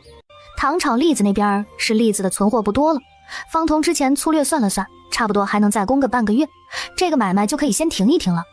所以这邊是鐵柱送貨，二娃炒栗子，這樣方彤和方銀兩兄弟才能抽出空來，連着2日去地裡鬆土，一整天的直不起腰。一幫兄弟乾脆都聚到一起打了個商量，咱們這樣4家人，咱們合起夥來種地。鐵柱，你送貨之外的時間也種地，還有狗蛋栗子那邊你徹底不用管了，也跟着下地。主打一個誰也別耽誤，狗蛋家連老爺子都下地了，一把歲數了，非要說自己還能幹個20年，方彤都只給他豎大拇指。馬老爺子見他這樣，不知道怎麼也想通了，隨着春天來了，好像他的精氣神也回來了。